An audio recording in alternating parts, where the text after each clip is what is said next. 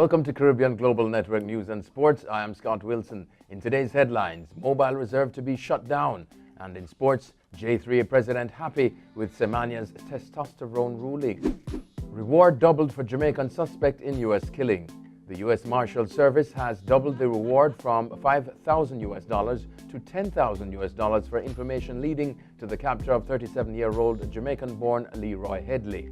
Headley is wanted on a second-degree murder charge in the May 3 shooting death of his partner and mother of his children, Aneko Annette Lumumba, 33, in South Burlington, Vermont. His apprehension has been described by the marshals as top priority.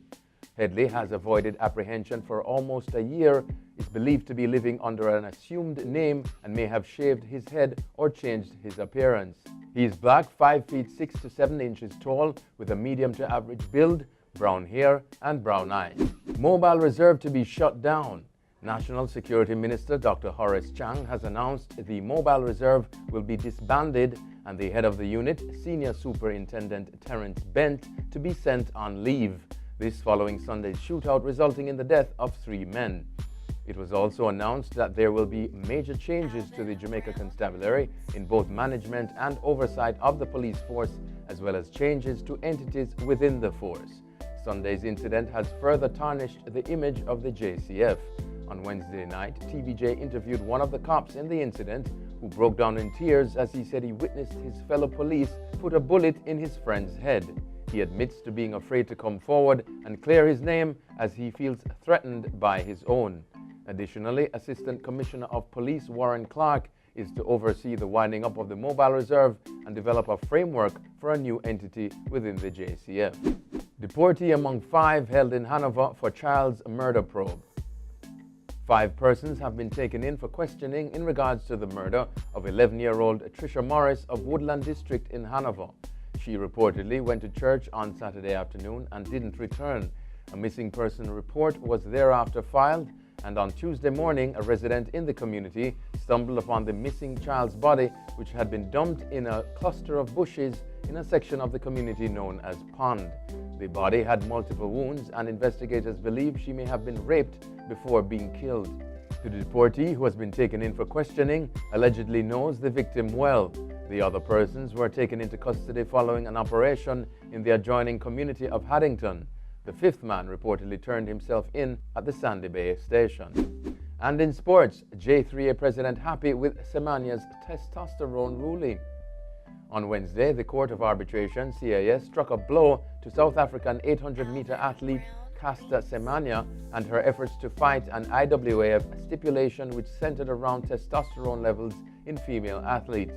Semenya had appealed on the grounds of discrimination and the requirement for her and others like her who are categorized with differences of sexual development due to naturally elevated levels of the muscle-building hormone testosterone. The South African 800-meter Olympic champion, having lost the appeal, will now have to take suppressant medication for 400-meter and 800-meter races if she wants to compete in future international meets. Dr. Warren Blake, president of the JAAA, Jamaica Athletics Administrative Association, and Maurice Wilson, founder of Sprint Tech Track Club, are happy with the ruling. Blake agreed that female athletes with high testosterone levels have an advantage over the rest of the field. According to Blake, Jamaica's 800-meter runner Natoya Gould could see this working in her favor. Former referee claims appointing female refs for RSPL final was a mistake.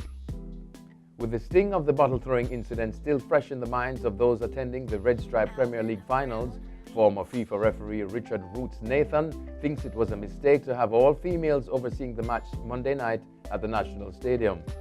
The referees were Odette Hamilton, assistant Stephanie Dale Yeesing, and Princess Brown. Although condemning the fight between the players on the field and the bottle throwing, he suggested if males were in charge, the events would not have happened. According to the former FIFA referee, when a male figure instructs a player, it is totally different when the same words are uttered by a female. He claimed, quote, "The ego in the male tends to make him believe that a female can't talk to him," end quote. He also stated that the lack of proper punishment from governing bodies, including the Jamaica Football Federation, have allowed constant instances of abuse of referees. West Indies receive pleasant ranking boost. West Indies have been handed a pleasant rankings boost ahead of the World Cup following their overhauling of Sri Lanka. They have now climbed to 8th in the ICC one-day international charts. West Indies gained 4 rating points to move to 80, while Sri Lanka remains stagnant on 76, following the annual update, which saw the removal of the 2015-16 results and those between 2016-18 computed at 50%. Windies' rise comes on the back of their outstanding performance in the recent 5-match series against world number 1's England when they snatched a 2-2 tie.